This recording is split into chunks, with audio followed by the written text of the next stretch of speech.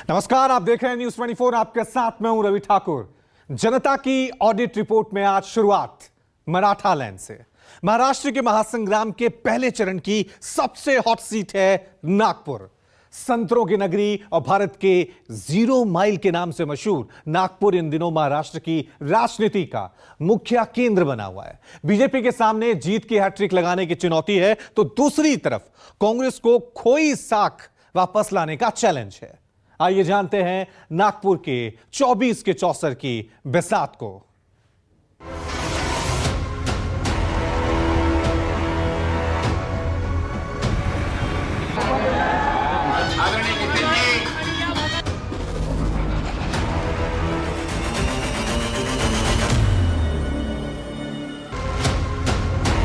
Highway और bridge man के नाम से मशहूर नितिन गडकरी नागपुर के चुनावी सड़क पर हैट्रिक लगाने के दौड़ में है, तो दूसरी तरफ इंडिया उम्मीदवार विकास ठाकरे कांग्रेस की साख वापस लाने की जुगत में है। देश भर में एक्सप्रेसवे और हाईवे का मॉडल देने वाले नितिन गडकरी का नागपुर के सड़कों पर लोक संवाद चल रहा है। दूसरी तरफ कांग्रेस प्रत्याशी विकास ठाकरे महायुति के नेताओं के साथ जगह जगह मीटिंग के साथ साथ जनता को साधने की कवायद में है। नागपुर में विकास मॉडल बनाम संविधान बचाने की जंग मुख्य चुनावी मुद्दा बना हुआ है। मेरा जो चुनाव है वो तो रिकॉर्ड ब्रेक मार्जिन से मैं जीतूंगा। कितनी होगी आज नहीं बताऊंगा, पर मैं चुनाव निश्चित रूप से जीतूंगा, क्योंकि 10 साल मैंने सांसद होने के नाते मैंने अपने कॉन्स्टिट्यूंसी के लोगों को अपने परिवार के रूप में माना है। डेवलपमेंट में काम हो, स्पोर्ट्स, कल्चर, सब कामों में बहुत इंटरेस्ट लेकर काम किया है। विशेष रूप से हेल्थ सर्विसेज में अच्छा काम किया है, तो मैं ये करते रहता हूँ। इस शहर की जनता खुले आंख से देख रही है कि राज्य में क्या हो रहा है, देश की राजनीति में क्या हो रहा है, स्थानिक स्वराज संस्था में क्या हो रहा है और इस नागपुर शहर की जनता के साथ क्या हो रहा है, ये सब देखा जा रहा है और उसके ऊपर वोट होगी। नागपुर में आरएसएस और वीएचपी का हेडक्वार्टर होने के बावजूद बीजेपी के लिए यह सीट हमेशा चैलेंज रही। आजादी के बाद से नागपुर कांग्रेस का गढ़ रहा है, लेकिन नितिन गडकरी के कद के आगे कांग्रेस बौनी हो गई। गडकरी का परिवार भी मानता है कि अगर नागपुर में गडकरी चेहरा ना हो तो बीजेपी के लिए जीत मुश्किल है। नागपुर में दोनों उम्मीदवार रथ यात्रा के जरिए वोटर्स को साधने के लिए सड़क सड़क नाप रहे हैं। एक तरफ है नितिन गडकरी की लोक संवाद यात्रा, नारा है कहो दिल से नितिन जी फिर से, तो दूसरी तरफ विकास ठाकरे की जन आशीर्वाद यात्रा और नारा है अब की बार कांग्रेस सरकार। गडकरी विकास और व्यक्तित्व पर वोट मांग रहे हैं, वहीं कांग्रेस उम्मीदवार बीजेपी के विकास को झूठ का गुब्बारा बता रहे हैं। जनता का उत्स्फूर्त प्रेम है, उत्साह के साथ स्वागत हो रहा है। मैंने कभी जातिवाद और सांप्रदायिक की राजनीति की नहीं। मैं अक्सर कहता हूं कि नागपुर मेरा है और मैं नागपुर को अपना परिवार मानता हूं और नागपुर मुझे अपना मानता ही। 10 साल पहले इस नागपुर में 4 बार सांसद विलास मुत्तेमवार साहब थे। विलासराव जी देशमुख इस राज्य के मुख्यमंत्री थे। मैं भी इस शहर का उस जमाने में मेयर रहा करता था। इस शहर में विकास की शुरुआत किसने की? 350 करोड़ के IRDP की योजना इस शहर में लाके यह सुंदर शहर बनाया। टॉप 10 सिटी में इस शहर का नाम आया। मुत्तेमवार साहब ने मियान का पाया बनने की, मेट्रो की सिर्फ 10 साल में नहीं हुआ है। और 10 साल में अगर कोई करता है, जो भी जनता जनप्रतिनिधि को चुन के देती तो उसका कर्तव्य रहता है कि उसको जो अधिकार प्राप्त होता है उस अधिकार के माध्यम से अपने मतदार संघ का विकास करे। नहीं तो फिर जनता चुन के काहे के लिए देगी, या ये पार्टी का हो या वो पार्टी का हो। तो सिर्फ ये 10 साल में नहीं हुआ है, इसकी नींव कांग्रेस ने रखी है। कांग्रेस ने सब ला के रखने के बाद 10 साल में इनने जो भी किया होगा तो उसका क्रेडिट लेने का काम। ये तो आज़ादी भी हमने दिलाई बोलते, मोदी जी बोलते हैं कि ये सारा देश मैंने 10 साल में बनाया, उसके पहले देश में कुछ भी नहीं था। नागपुर दक्षिण ने विधायक और नगर निगम के पूर्व अध्यक्ष विकास ठाकरे का शहर में अच्छा खासा प्रभाव है। विकास ठाकरे की सादगी और मिलनसार व्यवहार ठीक 15 साल पहले वाले नितिन गडकरी की याद दिलाता है। लेकिन इस बार कांग्रेस के परंपरागत वोट के साथ साथ शिवसेना और एनसीपी की ताकत भी है। 5 लाख का मार्जिन इसके पहले कभी नहीं चुन के और 5 लाख वोट ही लेते वो। अभी उनको बोलने को कुछ भी बोलते, मगर इस शहर की जनता जो गुर्मी के साथ रहता है। पहले बोलते थे कि यहाँ मेरे खिलाफ चुनाव लड़ने कुछ नहीं, यानी सब नीचे, हम राजा है। अभी बोलते हैं हम 5 लाख से आएंगे। तो इस शहर में 13 बार कांग्रेस का सांसद चुन के आया है। इस शहर की विचारधारा कांग्रेसी है और मुझे लगता है आने वाले दिनों में उसका नतीजा आपके आँख के आगे आएगा।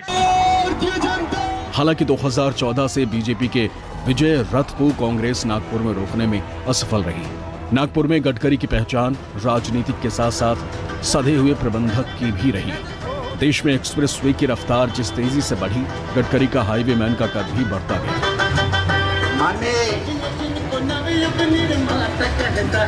माननीय प्रयासों से न केवल नागपुर बल्कि पूरे एक इंजन जब होता है तो उसको कम से कम 40 एक डब्बे कंटेनर ले जाना है तो मालगाड़ी होती है ना, लगते हैं। 2 इंजन होते हैं तो 60 से 70 लगते हैं और 3 होता है तो 90 तक लगते हैं। तो नेचुरली इंजन की जो हॉर्स पावर और कैपेसिटी वो लगते हुए अब हम पावरफुल इंजन बन गए हैं, तो निश्चित रूप से हमारी जीत बहुत पावरफुल होगी। महाराष्ट्र की उपराजधानी और विश्व का 114 नंबर सबसे बड़ा शहर है नागपुर। नागपुर के सियासी सफरनामे पर बात करें तो आजादी के बाद से कांग्रेस का इस सीट पर दबदबा रहा है। कुल 18 चुनाव में 13 मर्तबा कांग्रेस का परचम लहराया, जबकि बीजेपी को महज 3 बार जीत हासिल हो सकी। 1996 में पहली बार नागपुर में बीजेपी का खाता खुला। कांग्रेस से टूटकर बीजेपी में शामिल हुए बनवारी लाल पुरोहित ने कमल को जीत दिलाई। उसके बाद कांग्रेस लगातार 2014 तक नागपुर पर विलास मुतिम्बार काबिज रहे। लेकिन 2014 में मोदी लहर में नितिन गडकरी ने कांग्रेस के किले को ढहा दिया। लगातार 2 बार कांग्रेस को पटखनी देने के बाद गडकरी हैट्रिक की तलाश में हैं। मेरे को नितिन गडकरी अच्छा लगता है कि वो लेडीज के लिए उन्होंने बहुत कुछ करके रखा है जी। और सुविधा भी अच्छी है कि ई रिक्शा चला रहे हैं हम। यहाँ का अच्छा माहौल है, बीजेपी आने की संभावना है। मेरे हिसाब से तो कांग्रेस जीतनी चाहिए। रोजगार नहीं है, लोग इधर उधर रोजगार के लिए ढूंढ रहे, रोजगार भी नहीं मिल रहा, इसकी वजह से लड़कों को भी रोजगार नहीं। अब नितिन गडकरी सर भी अच्छे हैं, विकास ठाकरे सर भी अच्छे हैं। अब दोनों में से टक्कर वाले काम है, जो भी जीते अच्छा है, जो भी हमारे नागपुर के लिए अच्छा करे बस वही जीतना चाहिए। मुझे लगता है कि नितिन जी गडकरी ने जिन्होंने काम किया है वो सक्सेस होंगे और 2-2.5 लाख मतों से वो विजयी होंगे। और ऊपर से उनको नरेंद्र मोदी जैसा चेहरा जो है उसके ऊपर में बहुत लोगों का अट्रैक्शन है, इसलिए मुझे लगता है कि कमल की जीत होगी। इस बार तो जनता ठहराएंगे कि किसका पल्ला भारी है, क्योंकि जनता ने इतने 10 साल में जिसे हम विकास पुरुष के नाम से जानते हैं सिर्फ कहने तक के सीमित है, मुझे ऐसा लगता है। अभी तो दोनों का बता नहीं सकते। जिस तरीके से बीजेपी की जो हवा चल रही है ऊपर से, लेकिन अंदर से कांग्रेस की भी हवा चल रही है। हमारा ऐसी इच्छा थी कि साहब बिन विरोध चुन के आना चाहिए, लेकिन चुनाव में खड़ा रहने का सबका अधिकार है, लेकिन आएंगे नितिन जी। विकास ठाकरे जी का समर्थन करूंगी। हमारी जो देश का विकास है वो इस दौर में आने वाले 10 सालों में, मतलब बीते हुए 10 सालों में बीजेपी ने किया हो, लेकिन इसकी जो नींव है ये 70 साल पहले हमारे कांग्रेस के नेताओं ने रखी थी। नागपुर लोकसभा चुनाव के प्रत्याशी अलग अलग यात्राओं के माध्यम से मतदाताओं तक पहुंच रहे। एक तरफ विकास का मॉडल, वहीं दूसरी ओर महंगाई, बेरोजगारी और भ्रष्टाचार का आरोप। लेकिन इन सब से भी उठकर परंपरागत रूप से प्रभावित करने वाला एक और फैक्टर है जातिगत समीकरण। विदर्भ के सबसे बड़े शहर नागपुर लोकसभा में कुल 6 विधानसभाएं आती हैं। कुल मतदाताओं की संख्या करीब 21,61,000 है। इसमें पुरुष मतदाताओं की संख्या 10,64,000 और महिला वोटर्स की संख्या 10,97,000 है। जातीय समीकरण के आंकड़ों पर नजर डालें तो ओबीसी वोटर्स की संख्या सबसे ज्यादा है। कुल आबादी की लगभग 70% जनसंख्या ओबीसी है। इसमें भी तेली और कुनबी समाज की संख्या 80% तक है। वहीं अनुसूचित जाति करीब 4 लाख और अनुसूचित जनजाति 2 लाख के आसपास है। इसके अलावा मुस्लिम मतदाताओं की संख्या 2 के आसपास है। वहीं जैन और सिख वोटर्स की संख्या 2,30,000 के आसपास है। कांग्रेस का डीएमके यानी दलित मुस्लिम और कुनबी गठजोड़ नागपुर चुनावी समीकरण का डेडली कॉम्बिनेशन माना जाता है। गडकरी की शख्सियत और विकास मॉडल चला तो संतरा नगरी एक बार फिर भगवा में हो सकती है। जनता की ऑडिट की रिपोर्ट में अब बात भगवान बुद्ध के ज्ञान और पितरों के तर्पण की धरती गया जिले की। ज्ञान की भूमि पर इन दिनों सियासी कहकरा गली चौबारों पर पड़ा जा रहा है। वजह है एनडीए उम्मीदवार और बिहार के पूर्व मुख्यमंत्री जीतन राम मांझी की दावेदारी। मांझी की संसद जाने की राह में रूड़ा बनकर खड़े हैं इंडिया के उम्मीदवार और बिहार के पूर्व मंत्री सरबजीत कुमार। सुरक्षित सीट पर दो दिग्गजों की दावेदारी ने गया को बिहार के राजनीतिक चौसर की हॉट सीट बना दिया है।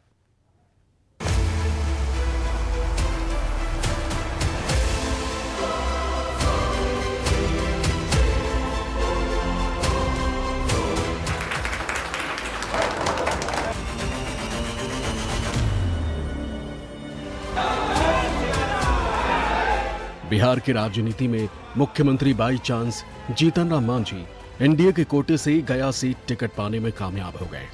राज्य में पिछड़ों और दलितों के लामबंदी के फेरे में हम की झोली में गया सीट गिरी तो जीतन राम मांझी की उम्मीदों को पंख लग गए। विगत 10 सालों से गया टू दिल्ली की राह तलाश रहे मांझी को हर बार निराशा ही हाथ लगी, लेकिन इस मर्तबा दिल्ली पहुंचने का सपना उड़ान भर रहा है। जनता जिनको आशीर्वाद दिया है सभी अच्छे होते हैं और सभी अच्छे रहे हैं। हम किसी के बारे में कुछ लेकिन क्षेत्र का विकास नहीं, लेकिन क्षेत्र की कुछ ऐसी बुनियादी समस्याएं हैं जिसके बारे में सोचना चाहिए। हमको लगता है उस पर निगाहें नहीं कोई गई है। जैसे आप देखते हैं कि ताज कॉरिडोर बना है, वो मथुरा का बना है, अन्य जगहों में बना है। हमारे यहाँ पितृपक्ष मेला लगती है, करोड़ों लोग साल में आते हैं, तो क्या विष्णुपद कॉरिडोर नहीं बन सकता है? और जो कॉरिडोर बन जाए तो हम समझते हैं कि यहाँ पर और पर्यटक लोग आवेंगे देश विदेश से, और पर्यटन से बिहार को और भारत को बहुत फायदा होगा। उसी प्रकार से विष्णुपद भी है और फिर अंतर्राष्ट्रीय जगह हमारा बोध गया है। बोध गया को भी कॉरिडोर में शामिल नहीं किया गया है। ये दोनों को अगर कॉरिडोर में हम शामिल करते हैं तो हमारा पक्का इरादा है कि बिहार का जो हमारा एनुअल प्लानिंग होता है उसका आधा भाग यही दोनों पर्यटन केंद्र से हम लोग निकाल सकते हैं, जो आज तक हमारे माननीय सांसद लोगों के दिमाग में नहीं लाई गई है बात, इसलिए नहीं कहा। तो ये दोनों बात आती है। बोध गया की बात सब कोई करते हैं। हम लोग आगरा घूमते हैं, मथुरा घूमते हैं और सरयू घूमते हैं। सब जगह विकास प्राधिकार बना हुआ है और विकास प्राधिकार बनता है तो उस जगह की गरिमा बढ़ती है, वहाँ लॉ एंड ऑर्डर ठीक होता है। इंडिया गठबंधन ने मांझी की उम्मीदों पर पानी फेरने के लिए इलाके के कद्दावर नेता कुमार सरबजीत को मैदान में उतारकर मुकाबला कड़ा बना दिया। सरबजीत के पिता 1991 में जीतन राम मांझी को लोकसभा चुनाव में पटखनी दे चुके। 25 साल बाद मांझी का मुकाबला पिता की विरासत संभाल रहे बेटे से है।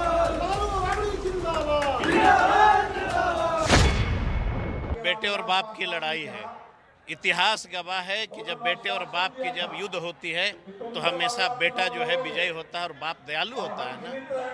पिता तो हमेशा दयालु होता है, तो जनता हर हालत में बेटे को मैंडेट देगी। लेकिन जीतन राम मांझी चौथी बार मैदान में है, वो जीत का भी सपना देख रहे हैं और केंद्र में मंत्री बनने का भी सपना देख रहे हैं। सवाल यह है कि मुख्यमंत्री बन के आपने क्या किया। सवाल यह है कि आपके परिवार में कई लोग मंत्री बने, उसने क्या किया। इसलिए मैंने कहा कि तमाम देश के चैनल डिबेट करा दें कि हमारे पूर्वजों ने और हमने गया के लिए क्या किया है और उन लोगों ने क्या किया। कुमार, सरबजीत और मांझी के बीच गया में राजनीतिक वर्चस्व की जंग पुश्तैनी है। मांझी पिछली हार का बदला और दिल्ली पहुंचने का सपना इस बार हर हाल में पूरा करने में जुटे। दरअसल मांझी के साथ इस बार बीजेपी की ताकत है और साथ में मोदी ब्रांड। मोदी नाम का जाप कर मांझी राजनीति के स्वर्ग संसद पहुंचने के लिए कोई कसर नहीं छोड़ना चाहते। जो मैदान में लड़ता है पहलवान, वो जीत हार की चिंता नहीं करता है, वो लड़ता है। तो उसी प्रकार से जब जब कभी हम लड़े हैं, ये गया की जनता को हम अपनी बातें कहने का काम किया है। यहाँ की जनता जिस भी कारण से हो हमारी बात को नहीं सुनी।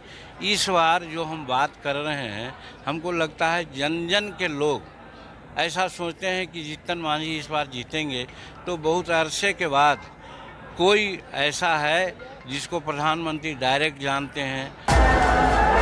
मांझी एक तरफ मोदी नाम की नैया पर चढ़ बैतरणी पार करने के जुगत में है, तो दूसरी तरफ राजद उम्मीदवार खुला चैलेंज देकर ऐलाने जंग का बिगुल फूंक रहे हैं।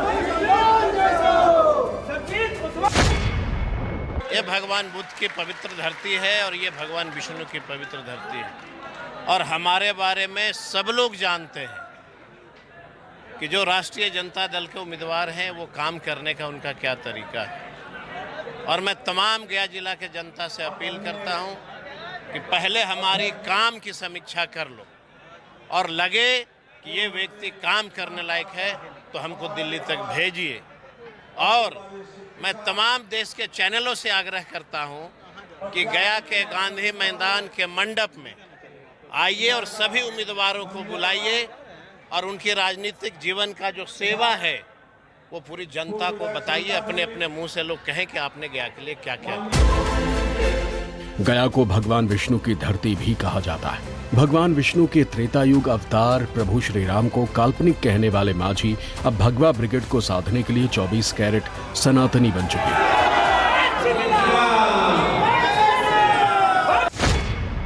हम अगर राम की आस्था या जो सनातन धर्म की बातें हैं उसके खिलाफ अगर जाते तो बाकी लोग तो सिंह शर्मा आज़ाद और ननकुरियार फनकुरियार लिखते हैं, और जीतन राम काहे लिखा, रामजीत राम काहे लिखा, दिलकेसर राम काहे लिखा, जगजीमा राम क्या लिखा। तो सच्चा राम के भक्त तो हम लोग हैं। हम लोग दिखावा के लिए नहीं करते हैं, बाकी तो दिखावा की बात करते हैं। यही दिखावापन पर हमारी चोट है कि आप दिखावा करते हो, राम को मानते नहीं हो। हम दिखावा नहीं करते हैं, लेकिन राम को हम आत्मसात किए हैं। गया शहर के बीचों बीच भगवान विष्णु पद मंदिर और 12 किलोमीटर दूर भगवान बुद्ध के ज्ञान प्राप्ति स्थान बोध गया।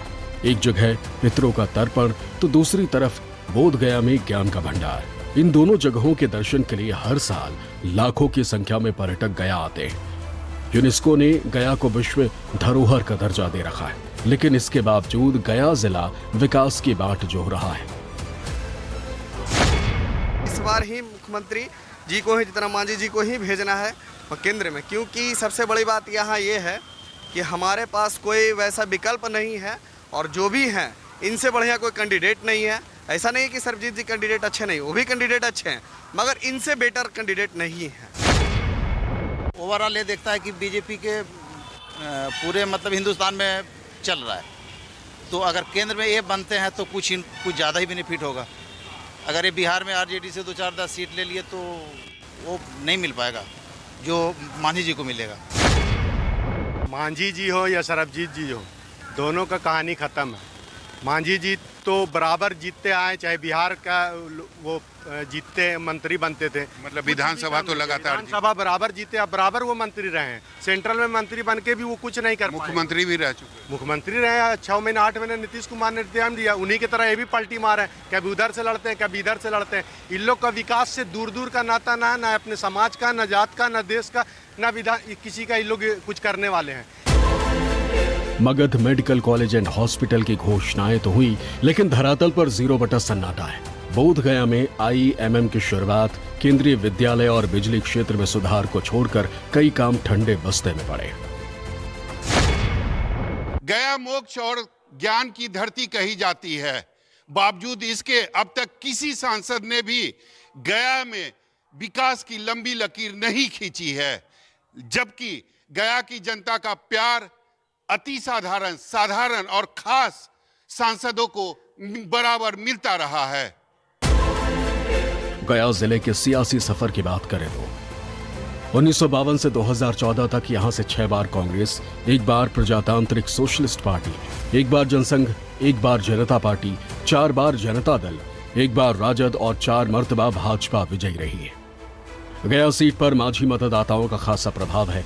विगत 25 सालों से गया की जनता मांझी बिरादरी के उम्मीदवार को जिताती आई है।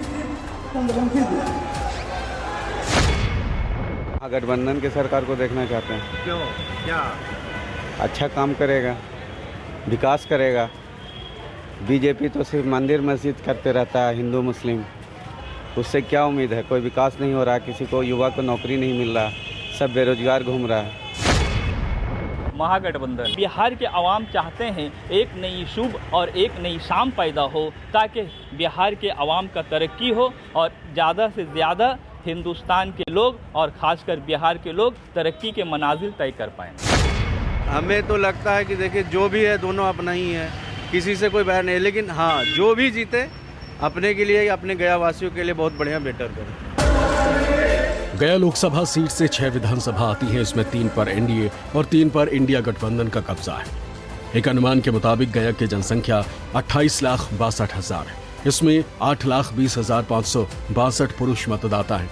वहीं महिला वोटर्स की संख्या 8,83,973 है। जातीय समीकरण पर नजर डाले तो माझी जाति के वोटर्स की संख्या 3 लाख से ज्यादा है।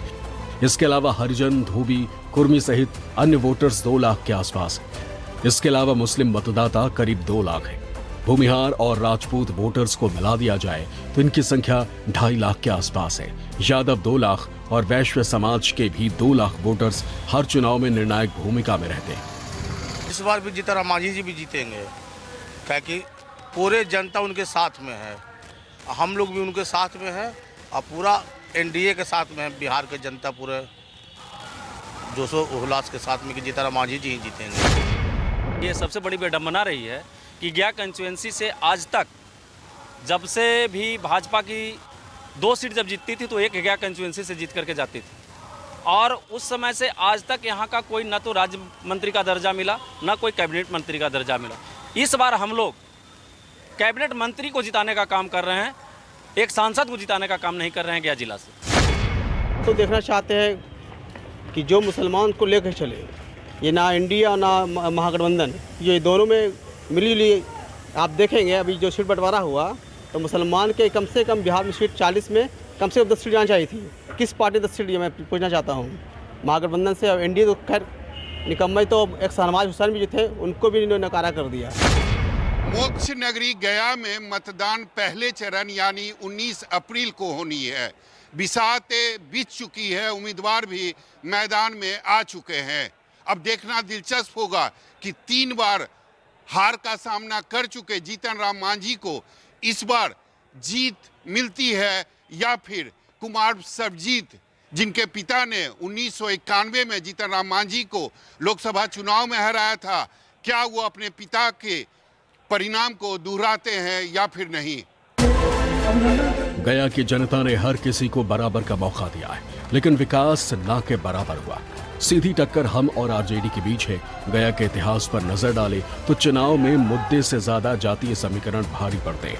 जाहिर है इस चुनाव में जो उम्मीदवार इस फॉर्मूले को सुलझा लेगा, जीत उसी की होगी।